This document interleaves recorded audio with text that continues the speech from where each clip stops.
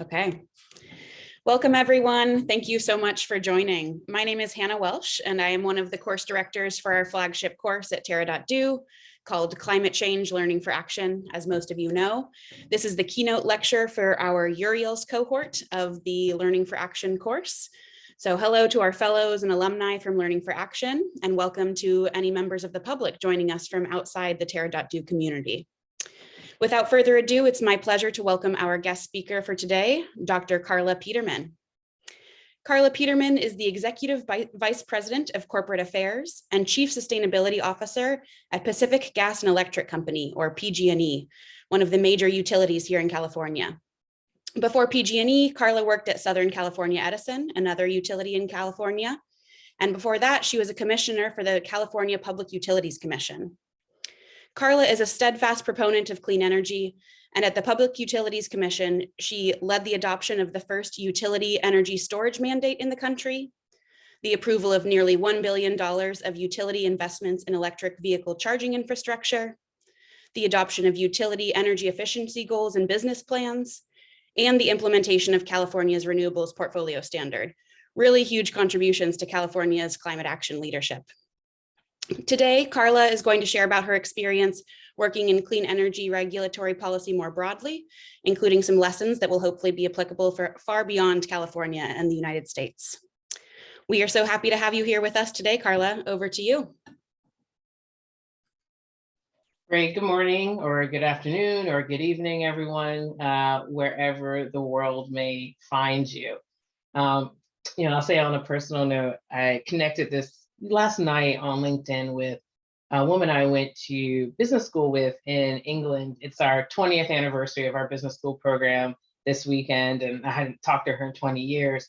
And what was amazing about the program was how international it was. Just like your program, it brought people from all over the world. And connecting with her reminded me of the network that I have around the world and how much fun we used to have. So I'm just really excited for all of you and the journey that you're on here together. Well, I appreciate the opportunity to be with you today.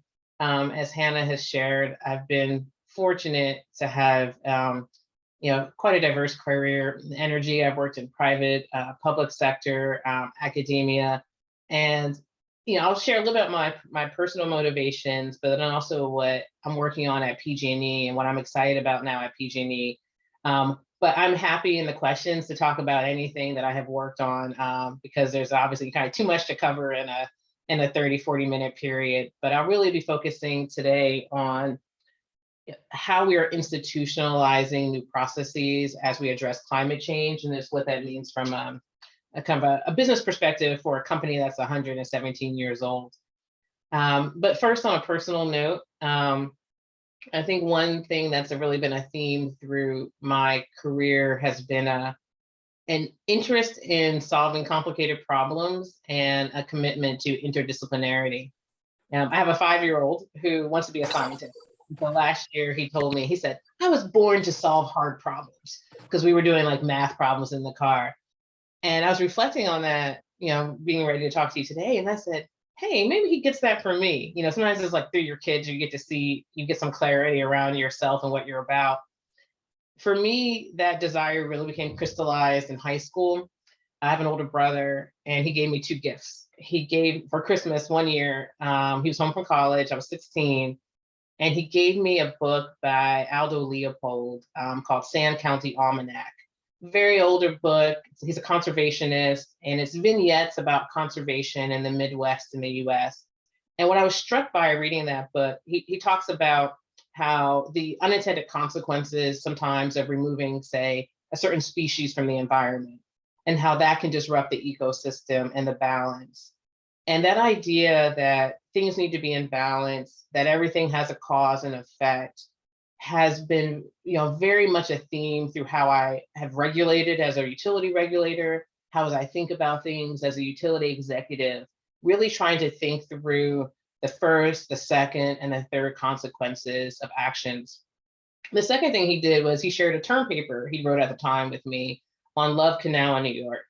And Love Canal, was a circumstance where there was water contamination in a community, and There were legal battles around how to remediate that. And in that conversations around what happened in that community, it brought in issues related to science, law, policy, race, class.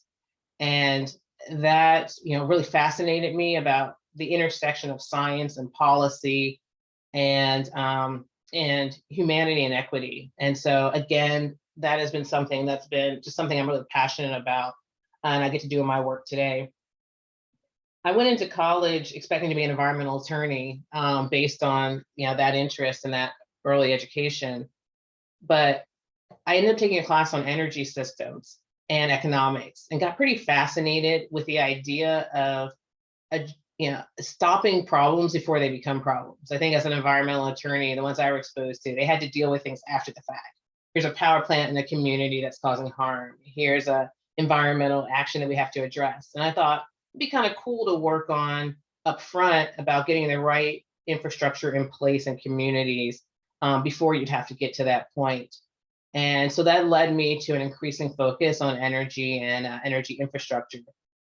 My career has taken various paths, but I've always been focused on the impact that I can have on climate change. So I was in finance, I worked for a nonprofit, and then I really found my footing in public service. Kamal, who is a leader in your program, she and I know each other from graduate school at UC Berkeley. And so, I made my way to UC Berkeley about 17 years ago to do this interdisciplinary graduate program with Kamal. And, coming out of that, as part of that program, I did an internship. I met some good people, and, things worked out where I eventually ended up getting an appointment in public service to the California Energy Commission. And the California Energy Commission is the state. California has several energy and air agencies that you could imagine, given our size and leadership role. And the Energy Commission is responsible for the state's planning of the energy system, for permitting power plants, for managing incentive programs for clean energy. And for me, it was this aha moment about how I could combine both my interest in science, policy, and people. Like, I like going out, in the pre-COVID, I'm pre-kid, right? I was much more of a social person. I'm definitely an extrovert by nature, get jazzed by people. And so I found I really like making decisions. And so that was an unexpected opportunity for me where I really got to see how I could demonstrate that interdisciplinarity. And as an aside, in California, there's 700 appointed positions. Some are voluntary, some are part-time, some are full-time, and more like mine. And so if you are interested in public service, never discount yourself. I never thought I would be picked to be an energy commissioner, but you never know what's on a governor's mind or a mayor's mind. They're looking to do something, or looking to achieve some agenda, to find some balance. And so you just might be the right candidate. So I was the youngest appointed, so just don't discount yourself out for those opportunities. After finishing at the CEC, I became a public utilities commissioner, and the CPUC regulates electric, gas, water, rail, telecom utilities. And for me, again, that was a real education in the importance of the and versus the or. How do you provide safe and reliable and affordable and clean? And candidly, it's never something you get quite right? You try to balance it, and you see the impact, and then you go back and you do it again. And it's like kind of a recipe that doesn't end. You just add a little of this, add a little of that, and you're just trying to keep it in a good place. And again, for me, that work really showed me how there are so many different actors in our ecosystem that matter, and we all have a role to play. The regulator, the utility, the consumer advocate, the environmentalist, the member of the public, the data scientist. And when we're tackling major issues like climate change, the answer and solution doesn't get owned by anyone. It really is about that co-creation. And so kind of whatever you're about, whatever your passion is, there is a critical role for you to play. And where I kind of found my grounding and strength was understanding that my particular skill is being able to hear and interpret what others are saying, and find that place where work comes together to really be a synthesis of some of those different views and to understand what we need to do to make progress. Climate change is a kind of intense. I remember the first weekend as an energy commissioner, I think I cried like twice because I was like, someone asked me to come up with a plan for the state's renewables by 2030. And I was like, oh, I can't do this. And I was like, okay, just one, inch by inch, as they say. So, I really loved my career at the Public Utilities Commission. Being a commissioner was kind of the pinnacle of what I wanted in public service. I finished my term, I was about 38 when I finished my term. And so here I was trying to figure out, well, what do I do next? And I decided I wanted to do something outside of public service because I love learning, I love having different viewpoints, and I love making policy. But I was very interested in how that policy gets applied. Like once that decision goes out the door, what does the utility do with it? What does the community do with it? And that was where I wanted to grow. What does the business community do with it? And so I was kind of taking some time to figure out what to do next, but quite immediately I got called by the governor to lead a commission on catastrophic wildfire cost and recovery. We are in a situation in California where we've had several catastrophic wildfires, several of them associated with utility equipment.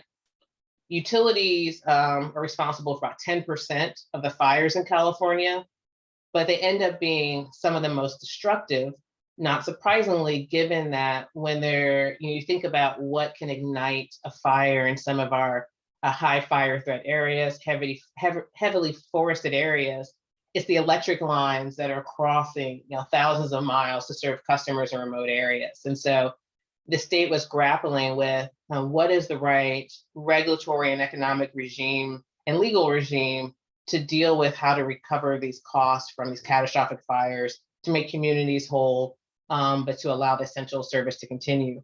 So as all good, sometimes opportunities was voluntary. And my friends were like, why are you doing that? And I was like, kind of misregulating. It's been like a month and it was cool to chair it. And I was really fascinated by the problem.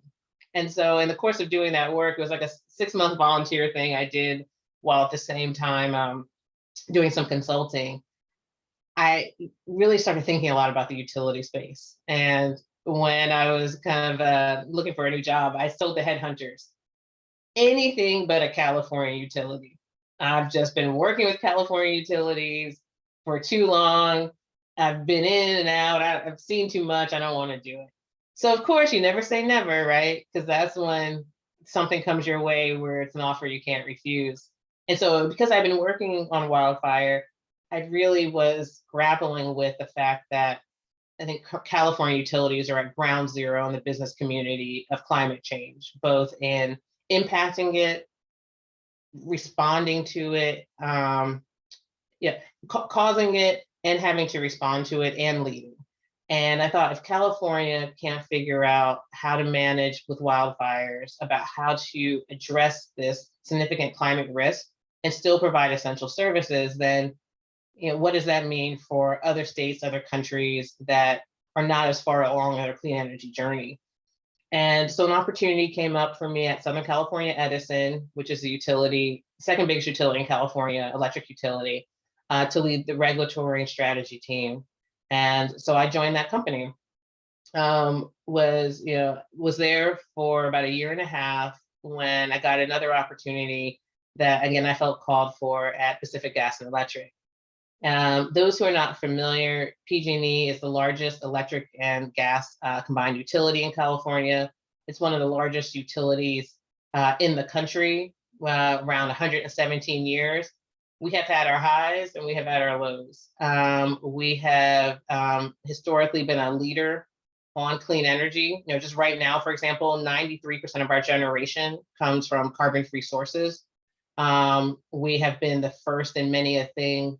And we've also faced some serious tragedies and things that have been caused by our equipment, and also been a part of circumstances that are quickly evolving as it relates to climate change. So we were the utility that was involved, kind of the Aaron Brockovich movie from years ago, when you think about water contamination.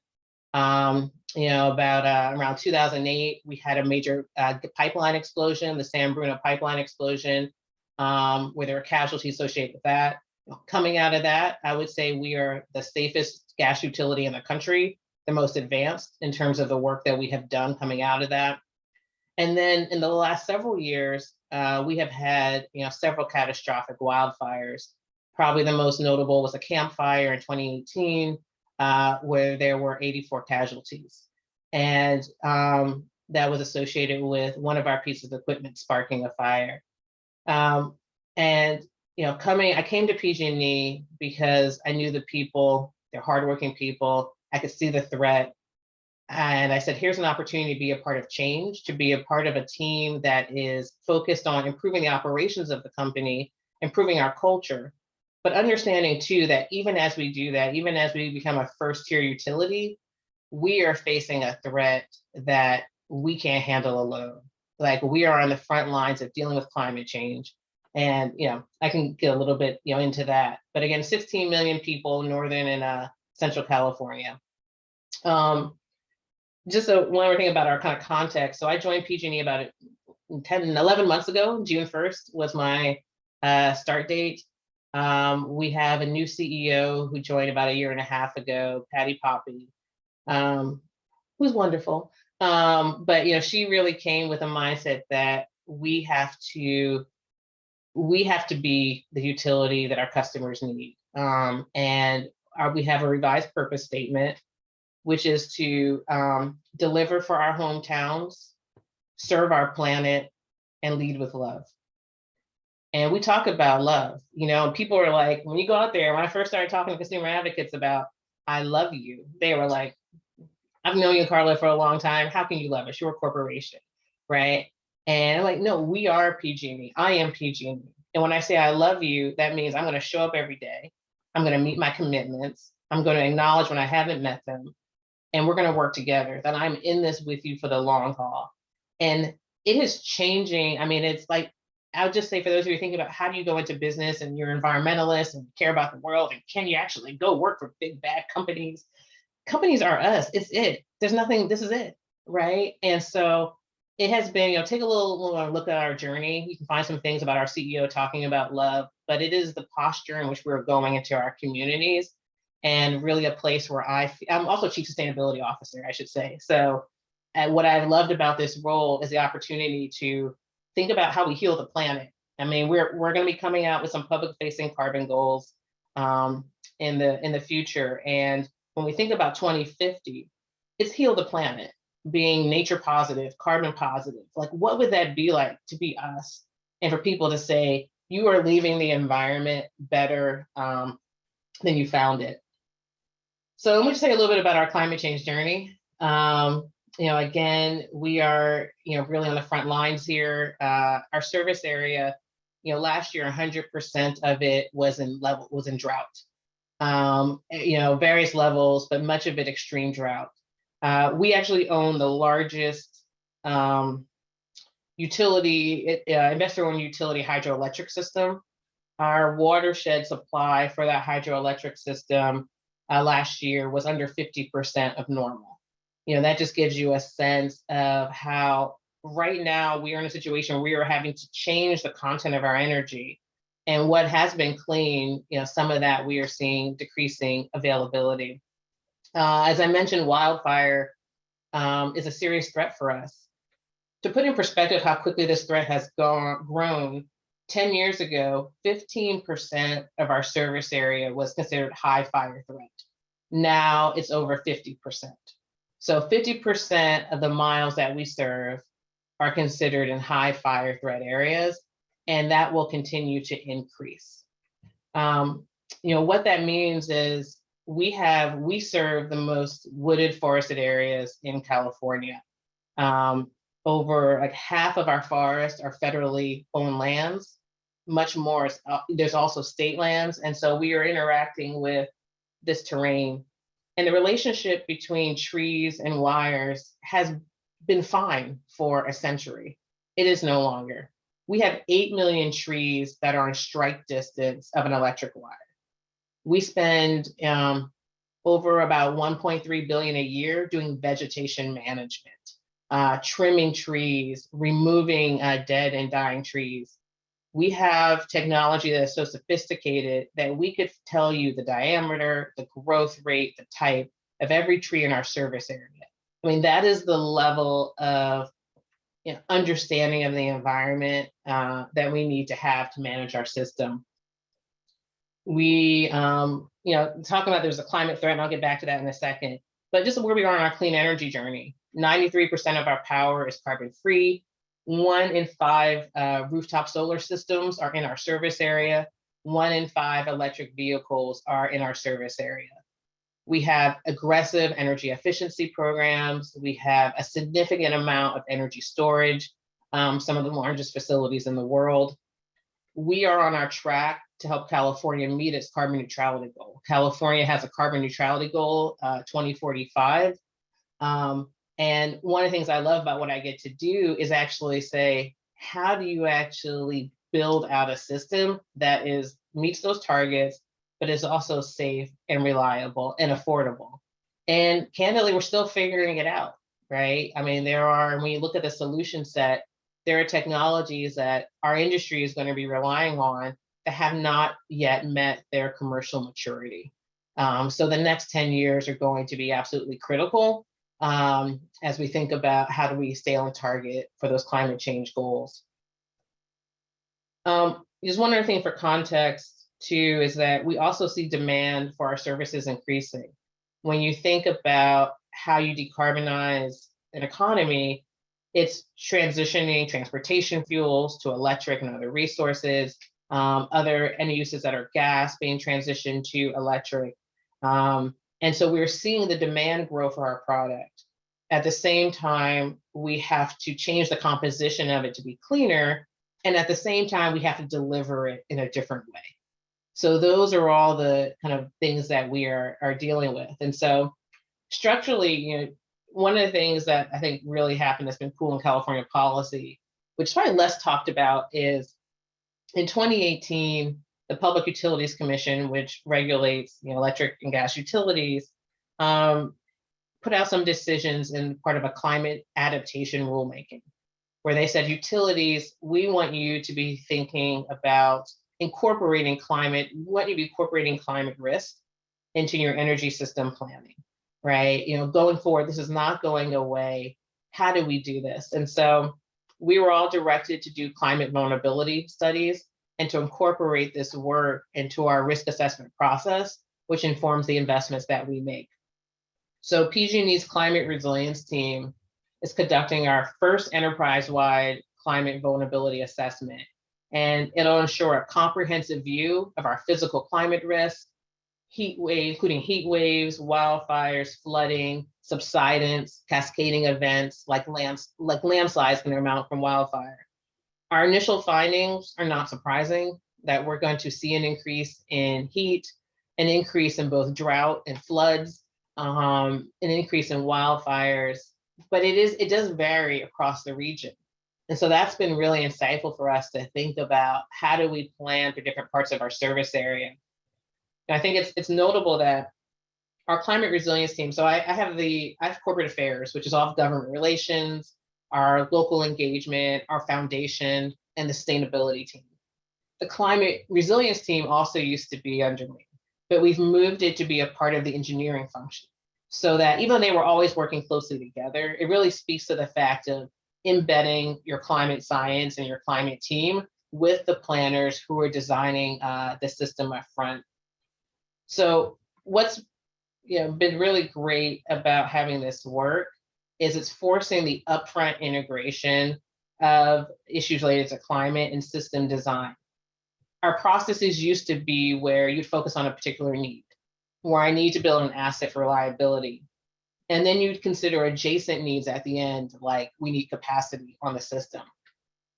But this multifaceted nature of the grid is requiring thinking about all of those interactions up front. So one example of just something that's changed for us, we recently did a project as the San Francisco Bay Transmission Tower Replacement Project. And it aims to replace the large electric transmission towers that line the Bay in San Francisco. These assets have a useful life over 100 years. So we asked ourselves, what is the water level going to be like what is sea level rise going to be like in 100 years? And our analysis shows that we expect by 2100 sea level to rise by 3 feet in that area.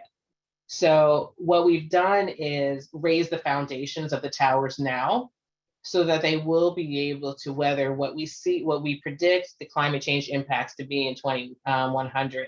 Because it would be, to go back and have to do that upgrade in 50 years would be problematic. This is a new approach for utilities and for regulators, right? Because our approach has been to keep things affordable. You do things not just in time, but you don't want to gold plate it, as they say, but it's like, what does it mean to future proof the system now? It's a conversation that we're collectively having. And what is it, what is reasonable practice? I mentioned that we do a tremendous amount of work related to wildfire, and that really is our biggest climate threat that we've seen come out of our assessments.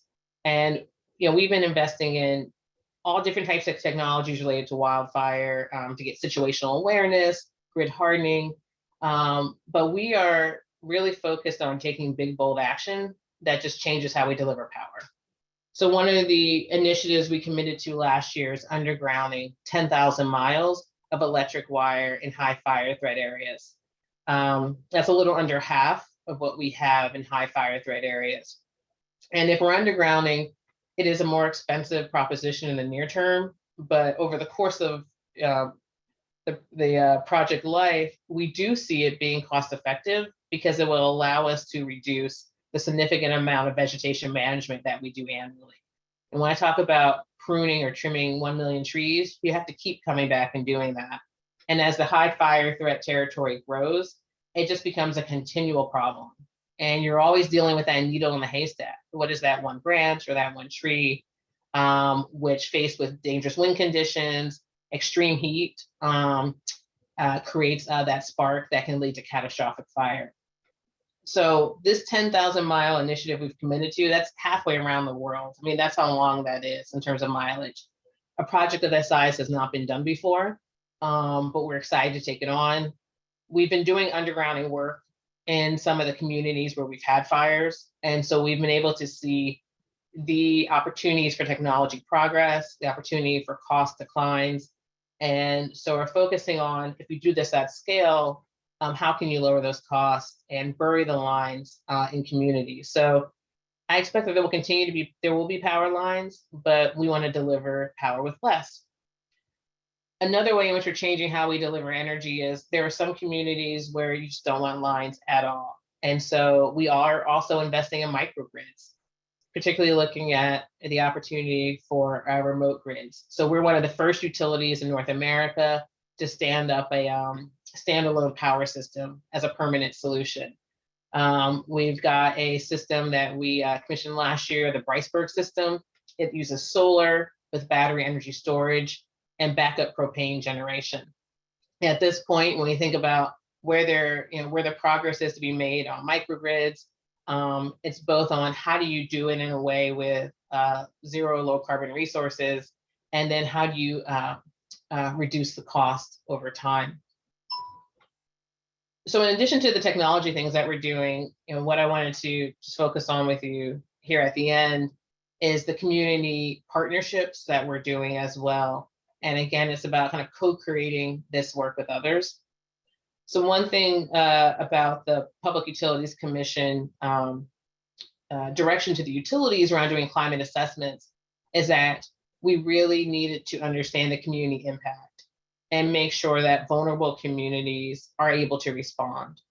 And so one of the areas that we've looked at and the commission has looked at is the adaptive capacity of a community, right? If there is a failure in a power resource, how that community respond? Like, do they have the ability to deal with a heat event? What is the economic capacity of that community as well? And so as a part of our assessment, we also have a community engagement plan that we're doing. So we have convened an equity advisory group as part of our work. It's composed of 16 community-based organizations from around our 9 counties in the Bay Area. And they've developed metrics for equitable climate adaptation to shape the broader community engagement.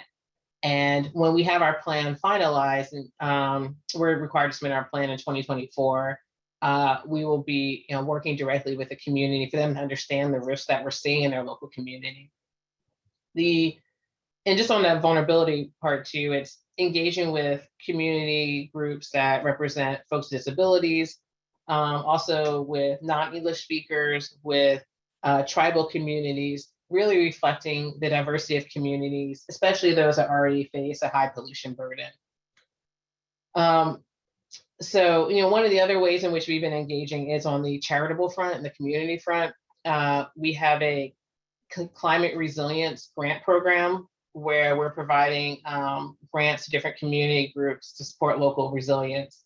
So for example, we have a couple grants that are with Native American tribal members focused on prescribed burns and using traditional methods for forest management and helping them purchase equipment so they can participate in prescribed burns and share that traditional tribal knowledge and techniques with a broader audience of practitioners.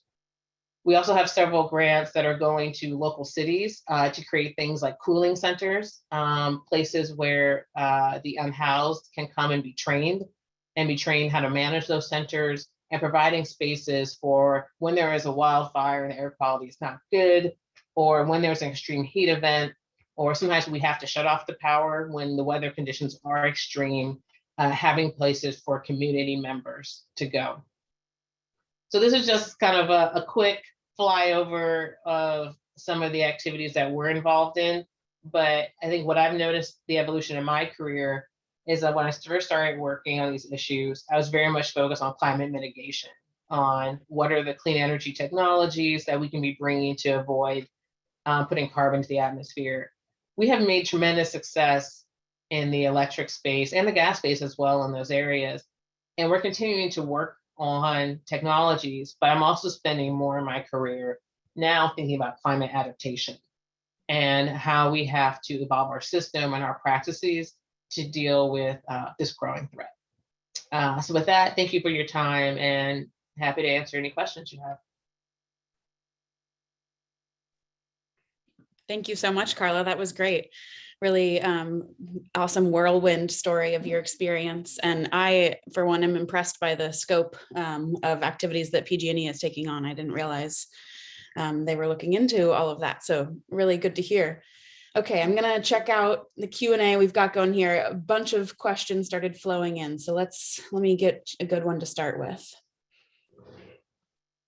Well, so I think there's certainly some interest in, we've heard you say that PG&E is generating 93% from carbon-free sources, which is awesome. Would you speak a little bit more to how you see getting to 100% clean electricity and further reducing gas use? Sure, I can take those in turn. Sorry, wait, clicked on the wrong window.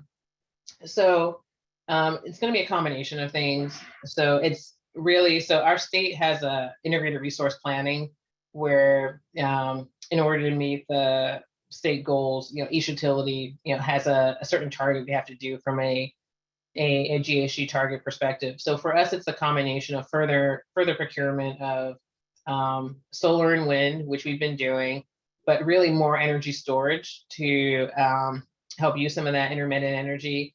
And then a focus on more baseload clean power. So really in the 2025, 26 period and beyond, 2030 as well, needing to have like more geothermal biomass, probably offshore wind from a reliability perspective. And then also we have aggressive energy efficiency goals at the state.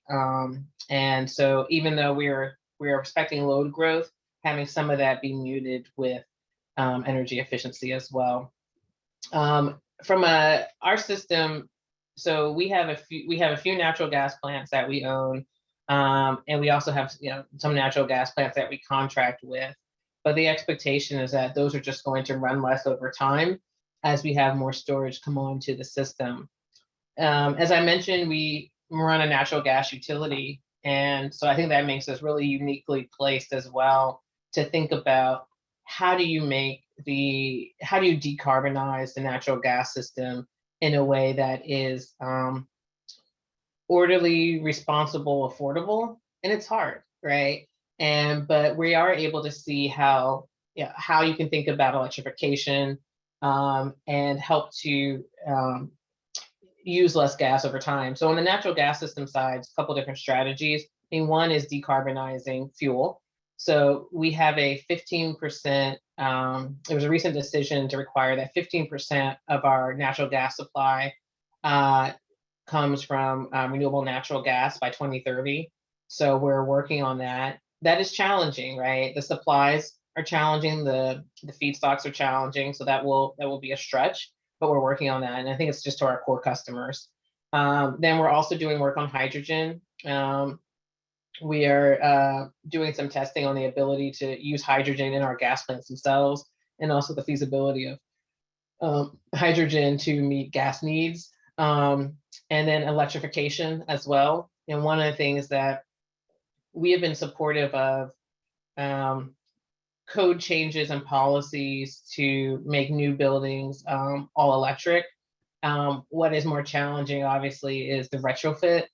And I'll say one of the areas where we're focusing on is on zonal electrification, because if you have, one of the concerns we have from an affordability perspective is if customers who can electrify do, then those who are still using natural gas will have unsustainable gas rates, because there's a fixed infrastructure, which is a large part of the cost, and that has to get recovered by existing customers. And as I shared, we have one of the safest, best gas systems in the country, in the world, I would posit, because of the investments we made, and those costs need to be recovered. And so if you only electrify appliance by appliance or person by person, the whole gas system needs to keep going. So we're looking at zonal electrification, and which is like, can you take a whole community and electrify them so that you can actually decommission parts of the gas system and no longer be paying for those costs? So we proposed to our regulator some pilots in those areas to think about how do we do that from a technology and a community adoption space. And then another part of a gas strategy I do think is looking at what are there are end uses that are hard to electrify, but are also running on fuels that are dirtier than gas. So there may be some opportunity, for example, say in marine, to actually convert them to gas, which would be a cleaner solution. So those are basically the different strategies we have to get to 100%. There is a role, I do think, for carbon capture and sequestration. We are not focused on that as a company in terms of our R&D and our investments, but obviously technologies that we're interested in, and as costs come down, we would use in our system. Thank you. Awesome level of detail. I hadn't heard of zonal electrification, and that's a really interesting approach to doing that equitably. Cool. Okay. Lots of great ones here. I always have the hard task of sifting through and picking which question to ask. So you talked about how important climate risk assessment has become in engineering and planning for utilities. Would you be able to speak to the role of tech and AI in that? How much is PG&E using artificial intelligence, machine learning technology to assist in that? Sure. And first of all, I'll just say too, I mean, this type of climate assessment is still in the early stage. It's not mature. Where historically utilities, we do our planning on a 10-year horizon. So to actually be looking out 50 years, 30 to 50 years is new. And it is requiring a level of modeling and sophistication that we haven't done before. In terms of AI, I know it's important. We're getting a little bit out of my comfort zone, over my skis, but I'll speak to it anyway, just in terms of, I know we use a lot of predictive modeling as it relates to our wildfire work to understand what are the kind of the conditions that lead to catastrophic wildfires, learning, using that machine learning from our weather data, for example, to be able to predict future weather. Because one of the challenges is historically we've backcast and looked at, like, the models we've had for demand, for weather, just do not reflect actually what's happening going forward, right? And so it's the ability to use AI to better understand some of the conditions on the ground. So I will say this, I know we use it a lot. I can't speak very intelligently about how. But I think one point about this is the amount of data I'll just say we have coming in. We have a tremendous amount of data now coming in from AMI, so like your smart meters at your home, from our weather stations. We have the most extensive weather station network in California than any other place because the utilities have all invested in these weather stations. Like it used to be weather stations, cameras, like typically, historically, when a fire happened, you knew because somebody called. Or when an outage happened, you knew because somebody called. Like that's how we knew that stuff, right? Now we know it because there are sensors on all the lines that are allowing us to understand when there's something jumps, rabbit. I say rabbit because I have a rabbit, but it's really a squirrel. Rabbits aren't jumping on power wires. Like when a squirrel has contact or a balloon has contact, the ability to automatically know that and understand kind of, again, what are the conditions that end up triggering catastrophic fires. So it's pretty incredible. Thanks. Someone asked, why are utilities fighting net metering in California and elsewhere? And how can we promote more distributed energy, including rooftop solar, with our current utility system? And I'll just ask if you would give like a 10-second explainer on net metering for folks that aren't familiar, because yeah. Sure. So net metering is the way in which we compensate folks who have rooftop solar for the power that they're providing to the system. And so it's called net metering because they produce power, they use power, and then the net of that gets compensated at a certain rate. And I'll say, so I'm really sorry that the net metering conversation has become so, candidly like politicized and insufficiently nuanced, right? Because there's a lot of detail about just how these systems work and the tariffs that just don't come out in the sound bites that any side is saying, right?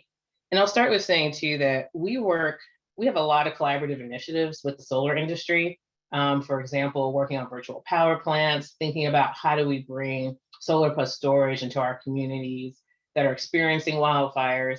But the net metering debate, as it's come up, is utilities have said, we have said, consumer advocates have said, environmental groups have said, there's a very diverse coalition in California that has said that the compensation that rooftop solar gets for the power it provides is simply too much. It's a significant subsidy. It's about 5 times what that power is actually worth to the grid. And when people put solar on their roofs, they're doing it because they want to do the right thing. They want to contribute to reducing climate change, reducing greenhouse gas emissions. And although it is clean energy power, we are subsidizing it at an extraordinary rate. And the way the net energy metering policy has worked is rooftop solar customers get paid the retail rate of electricity, right? And that subsidy has not changed in the last 20 years. But during that time, the cost of the solar panels have gone down and the cost of providing power has gone up. So the customer ends up being paid just a lot more than the rooftop solar power is worth. Also, solar customers end up using the grid. And so by our calculations in California, rooftop solar customers pay only about 20% of what they actually, what the cost they contribute to the grid. And so who is paying for that? It's other customers. I think one of the misnomers is that utilities are challenging rooftop solar subsidies because it affects our profit. We make the same profit no matter what. It's the customers who don't have solar who end up paying for it. So in California, for example, we estimate about this year, there'll be a $4 billion extra subsidy related to solar than what that power would cost. That is over $200 per month. $200 per year for customers who don't have solar. And the customers who don't have solar are disproportionately poor and disproportionately communities of color. The subsidy itself represents 11% of our average customer bill. So if you don't have solar in PG&E territory, 11% of your bill is going to pay for the rooftop solar subsidy. So to kind of stay at a high level about why we are pushing for a change, It's because we don't think it's the best policy to deliver clean energy at the cost that we're doing it. So we support it, and we actually support some level of subsidy, but not at that level. It is more than we actually subsidize low-income customers. Our program for rooftop solar, the excess subsidy, is more than we provide for our CARE program, which is low-income assistance. For that, on an annual basis, at the state, we do $3 billion. So, I mean, that's just some of the other thing we've been promoting, and I think there's a collective support for this, is having solar paired with storage, because we're also facing reliability challenges where we are having power come on the grid at times of day when we simply don't need it, where we have to get rid of it. And so when solar is coming on the system, there's so much solar penetration that absent storage, it is actually causing grid issues versus solving them. So, you know, that's some of the background, but again, it's nuanced. And I recognize too, one of the things I've had to deal with being at a utility is that people don't trust us, right? And they've got some good reasons for that. And so being someone who's external facing, I'm like, how do I rebuild that trust, right? And I think it starts with being transparent, being honest, and just saying like, this is what it is. But we're not the trusted agents. So I refer, if you're interested in this topic, go read the statements from NRDC about this, because they've supported reform. Go read the statements, you know, from a Sierra Club, from the Utility Reform Network. There's a host of others that are not utilities. The PUC itself, our PUC itself has said this policy is not sustainable. So anyway, that's a lot on one issue, but I know it's an important one for folks. And my aunt calls me about it because she's a NEM customer, and she was like, why are you trying to take away my subsidy? And I'm like, you're still gonna get paid. It's just not as much as you were before. So. Thank you so much. Really appreciate the nuance there. I myself have struggled to really wrap my head around this, and that was super helpful. Okay, getting big picture here. How do we reconcile or change the utility business model, which gets profit from more energy consumption, when we want the opposite from a climate perspective? So utilities are structured differently. In California, we are decoupled, so we do not earn on energy sales. And so I do think that that is a good element of kind of a utility business model where you do the decoupling. So we are incentivized to promote energy efficiency. I think more broadly, again, when I had to think about where I was going to land, what I was going to do with my career, right? I was like, why do I want to be at a utility? Like, why do I think that a utility is a good place to be, an investor-owned utility at that? And it's because when it works well, there is a real benefit to having investors as a part of our energy solutions. We are a cash negative business, right? We go out there and we spend billions and billions of dollars on a regular basis. And then that gets recovered from customers over 30 years. So we are always cash negative. So you take something like just take with our wildfire focus, right? We have about 5 billion in wildfire related costs that we have not recovered from customers that aren't going to go in. This is not even haven't been approved to be recovered from customers. Not to mention what's been approved happens over 30 years. So you think about it, you got to go out there and you got to get somebody to give that money, and you have to go make those investments now.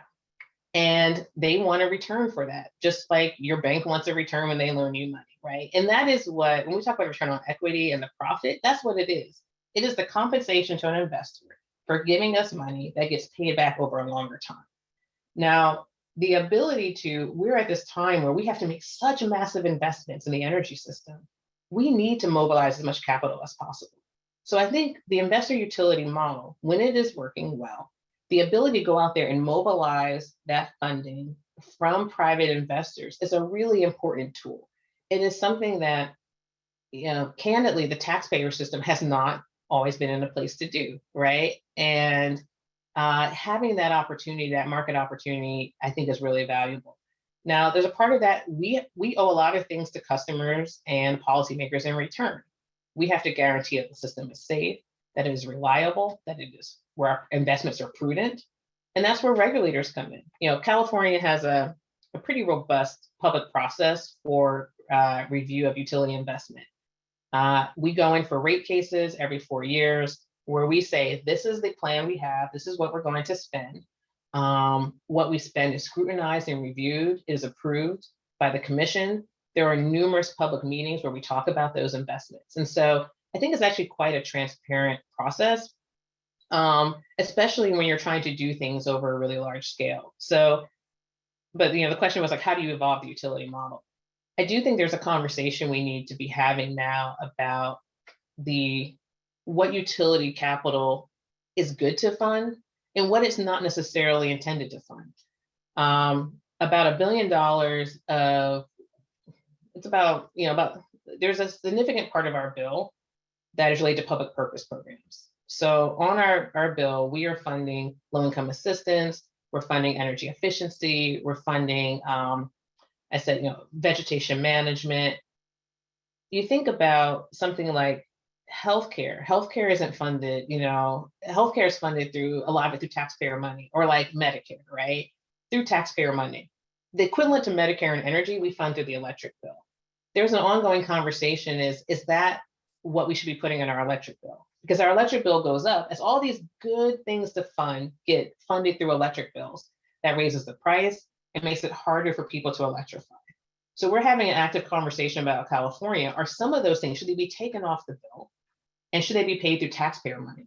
Through a system that is more progressive. It is regressive. It's more regressive to fund things through the electric bill. So I think there is some reform to be done on the model about what we use funding for. I mean, we are an agent of kind of socialization and social change. And there is a question about, should we be used differently, especially given the massive infrastructure investments that have to happen.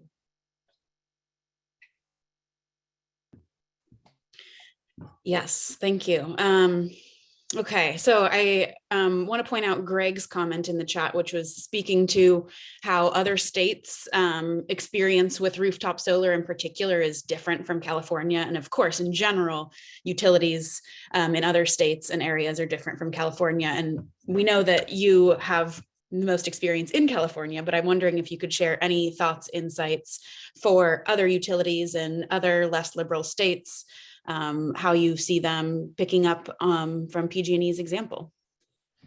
Sure, and just kind of may pick up on that comment and how it relates to NEM. Net energy metering was a great policy when it was introduced in the 1990s, right? Because there wasn't rooftop solar, and we needed a really transparent, easy to use subsidy that inspired people to get rooftop solar. We have a significant amount of penetration now in California. You have companies that are large that are installing solar. So there isn't that need for that market push.